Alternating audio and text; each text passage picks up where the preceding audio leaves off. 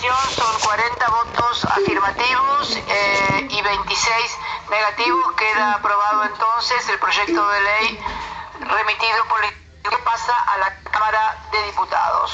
Sin otro motivo que tratar, se levanta la sesión especial del día de la fecha. Buenas noches a todos y todas. Hola, ¿qué tal? Muy buenos días. Soy Macarena Alonso, de Otras Voces. Estoy haciendo esta editorial, esta vez a modo grabado. Se las mando desde casa. Les mando un saludo a mi compañero Carlos Ventosa, que está ocupándose hoy de la conducción por este programa, y le agradezco muchísimo. Le mando un saludo a Marian Thompson, compañero también del programa. Le mando un saludo y le agradezco a Manu Tchaikovsky, nuestro operador técnico, y le mando un saludo también y le agradezco al concejal Ramiro Ferrau, como siempre, director de la radio, por permitirnos y darnos la posibilidad de hacer este programa todos los sábados en La Amada Tortuguitas. Y un especial saludo para todos los oyentes y para toda esta gran familia de La Amada Tortuguitas, que en el día el jueves vendría a ser, se cumplieron 100 años de la radio, así que bueno, les mando un saludo y gracias por estar y por acompañarnos, que sin los oyentes la verdad que no tendría sentido nada. Bueno, también jueves por la noche se aprobó, como escuchamos a nuestra querida Cristina, la vicepresidenta de la Nación, anunciando que se le dio media sanción al proyecto de reforma judicial, de reorganización de la justicia federal, con 40 votos a favor y 26 votos en contra. Juntos por el Cambio votó en contra del proyecto, donde, bueno, lo que se hace es una organización principalmente del fuero federal, ¿no? Con la creación de nuevos juzgados, con la creación... es un proyecto, como nosotros vinimos hablando sobre la reforma judicial, es un proyecto que si bien le falta mucho, porque realmente... necesitamos una reforma judicial mucho más amplia, mucho más abarcativa. Pero bueno, es un principio también para evitar todo lo que fue el armado de causas, lo que fue la mafia judicial durante el macrismo. Entonces, bueno, me parece pertinente, me parece muy positivo. Y les quiero leer acá algo que escribió justamente antes del debate en el Senado, algo que escribió Cristina, que lo publicó en su página web y en su Twitter, acerca de la reforma judicial. Y me parece que tiene que ver con lo que también nosotros venimos hablando en los programas, ¿no? Acerca de lo que implica una verdadera reforma, y que esto es un principio, ¿sí? A mí realmente, sinceramente, me pone contenta que se haya podido aprobar. Vamos a ver qué pasa en diputados, está muy difícil, pero bueno, son temas que hay que tratar porque realmente el sistema judicial funciona mal, la verdad no funciona bien, y lamentablemente lo que fueron esas marchas en contra de la reforma, en contra del gobierno, uno realmente escuchaba los argumentos de la gente que estaba ahí y nadie sabía decir algo coherente de por qué estaba en contra de esa reforma, ¿no? Lo que se decía, ¿no? Lo que el discurso preponderante era que es una reforma que trata de buscar o de lograr la impunidad de Cristina y que caigan las causas de Cristina y todo, ¿no? Teñido de Cristina y Cristina, ¿no? Cuando realmente la reforma es clara en uno de sus artículos, que establece el principio del juez natural y dice que las causas van a seguir en sus juzgados de origen, o sea que no se va a cambiar ninguna causa de juez ni nada. Pero bueno, siempre los medios utilizan esto de poner reforma acá. Por ejemplo, acá tenemos el diario del viernes, el Clarín, que dice el kirchnerismo ingresó por amplia mayoría y aprobó el proyecto en el Senado, ¿no? Todo esto es el kirchnerismo, ¿no? Para restar poder a los jueces de Comodoro Pi, ¿no? Todas estas cuestiones de que todo lo que se hace es para favorecer el kirchnerismo, ¿no? Y eso es lo que se repite y esos son los argumentos. Ninguna persona que se le preguntaba ahí sabía en qué consistía la reforma, ¿no? Pero estaban en contra. Entonces, bueno, eso también es interesante señalarlo y ver cómo muchas veces se va modelando la subjetividad. Es lo que también hablamos en el programa. Esto es lo que escribió Cristina antes de tratar la reforma en el Senado. Este jueves en el Senado vamos a tratar un proyecto de ley titulado Ley de Organización y Competencia de la Justicia Federal.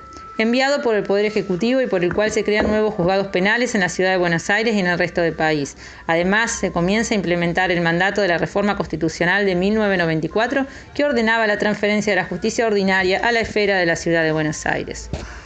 A este proyecto, que crea juzgados en la ciudad de Buenos Aires y en todo el país, aborda cuestiones de competencia, que le da una mayor transparencia al ingreso y al sorteo de causas y introduce la perspectiva de género. Se lo ha titulado erróneamente reforma judicial.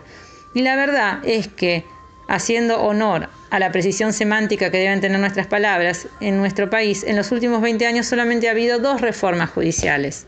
La primera fue la que envió al Congreso siendo presidenta de la Nación en el año 2013 y que, votada por el Parlamento, fue dejada sin efecto por el propio Poder Judicial al afectar sus privilegios.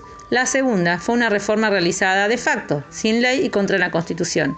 La realizó Mauricio Macri a partir del año 2015, cuando asumió la presidencia de la Nación. Una reforma de facto operativizada únicamente sobre la justicia federal penal de la capital federal, más concretamente sobre los tribunales de Comodoro Pi, y con el oscuro objetivo de perseguir y encarcelar opositores políticos y empresarios. Es el lawfare, esto no es aclaración mía. Algunos de estos últimos para despojarlo de sus empresas y a otros para saldar cuestiones comerciales o hasta personales.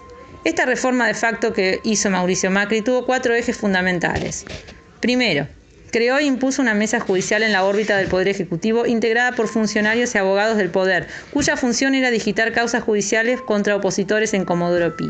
Esa mesa judicial fue naturalizada en los medios de comunicación hegemónicos como si fuera un órgano extrapolado de la Constitución Nacional. Se hablaba de ella en artículos que se podían leer en papel y en el portal. Se comentaban sus reuniones en los programas de televisión y las decisiones que se conocían en las tapas de diarios anunciaban el texto exacto de futuras resoluciones y sentencias judiciales. Incorporó la llamada doctrina Irurzun, en referencia al camarista de Comodoro Pi, Martín Irurzun, por el cual se utilizaba el instituto de la prisión preventiva para aplicar a los opositores, privándolos de su libertad en forma ilegal.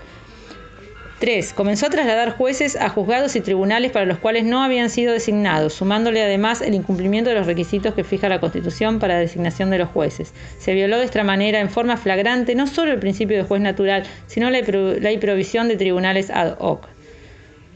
4. Convirtió a la AFI en el órgano directriz de la cuestión judicial a través del manejo de los agentes orgánicos e inorgánicos en la creación de causas, espionajes y seguimiento de opositores.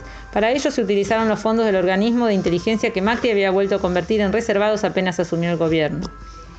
Y esto también termina diciendo Cristina. Sinceramente creo que el país todavía se debe una verdadera reforma judicial, que no es la que vamos a debatir este jueves. Sin embargo, la primera actitud que debe tener la totalidad del sistema político argentino, cualquiera sea su postura ideológica y partidaria, es aceptar que cualquier diferencia, no solo respecto de la organización del Poder Judicial o de la necesidad de su reforma, sino de cualquier otra cuestión sobre la que no haya acuerdo, tiene un solo lugar de discusión y resolución: el Congreso de la Nación. He sido 2 veces presidenta de la República Argentina por el voto popular. Todas y cada una de las políticas sostenidas durante nuestros gobiernos fueron enviadas y resueltas por el Congreso, inclusive aquellas que no requerían de su intervención de acuerdo a la Constitución y a la normativa legal vigente. Y lo hice con la convicción que el único lugar donde se saldan las contradicciones y los desacuerdos de los argentinos y las argentinas es el Parlamento Nacional. Por eso que llaman democracia y Constitución Nacional. En tiempos de asondas mediáticas y políticos apocalípticos es muy bueno recordarlo. Es decir, falta, como veníamos diciendo nosotros, ¿no? En realidad. ¿Por qué falta?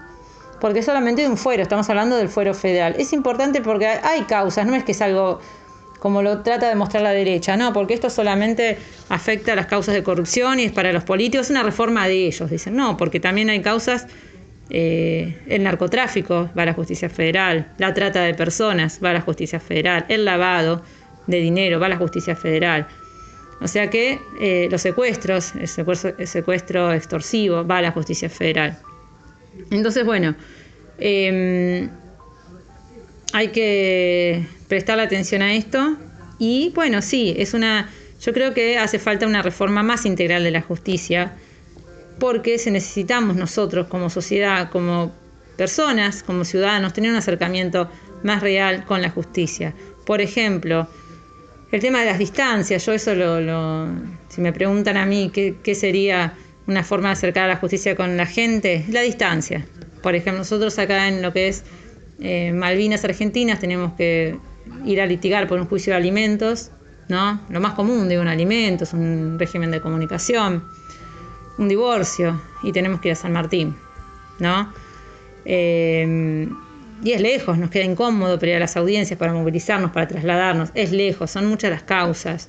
El tema del tiempo, ¿no? Que vos tengas que pensar que vas a hacer un juicio laboral y tardás 4 años por ahí o más en cobrar tu indemnización, si es que la cobrás, si es que la empresa antes no va a quiebra, no hace algún mecanismo de... Que bueno, todo tiene solución, pero bueno, no tendría que ser algo tan largo cuando uno es despedido y poder acceder al cobro de tu indemnización, ¿no? La poca cercanía que tienen los jueces con las personas, hay un montón de cuestiones, no digo todos, hay muchos jueces que trabajan muy bien, pero necesitamos una justicia que esté más cercana. Creo que a eso se refiere Cristina también, al acceso también a la carrera judicial, que sea más transparente, ¿no? Hay muchos cambios que hay que dar por delante, esto es solamente una parte, pero hay que apoyarlo, porque va a mejorar nuestro sistema democrático. Realmente, como relataba Cristina, el macrismo hizo mucho daño, utilizó el mecanismo del lawfare en contra de la democracia, en contra de nuestros derechos, porque el lawfare no tiene como objetivo el lawfare en sí mismo. Este manejo corporativo, mediático y judicial tiene como objetivo despojarnos de nuestros derechos, ¿no? Hacer fortunas, por ejemplo, como que fueron los tarifazos, ¿no? Que ganaron fortunas a costa nuestra, y cada vez que las personas se empobrecían cada vez más, ¿no? Cuando todo lo que fue el gobierno de Macri.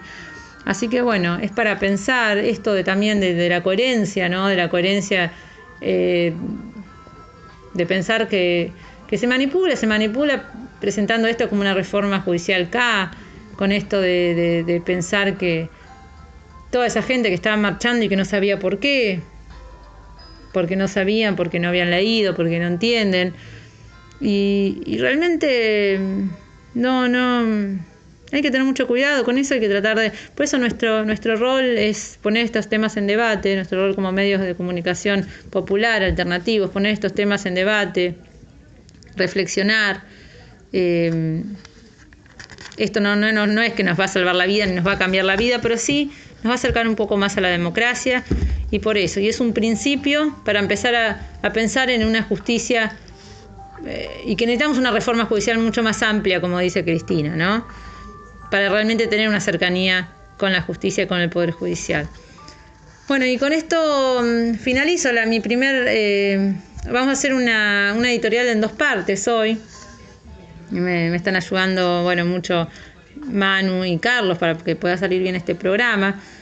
Y esa es una primera parte de la editorial. Ahora vamos a ir a una segunda parte donde vamos a hablar de la derecha también, y cómo va generando discursos y cómo va utilizando personajes que representan esos discursos, ¿no? Y vamos a hablar de este cantante, el Dipi, que salió con un discurso que parece bastante inocente, que no creo ni siquiera que sea malintencionado, ¿no? Porque esto no es contra nadie, pero sí pensar cómo a veces se exponen a ciertas personas a dar un discurso antipolítico, es un discurso contra la política. Por eso digo, quizá no lo hace adrede, pero tengamos cuidado que atrás de eso hay un mensaje, y por eso también ciertos medios de comunicación le dan difusión. Así que ahora vamos a escuchar un audio y vamos a seguir con ese tema, como una segunda parte de la editorial.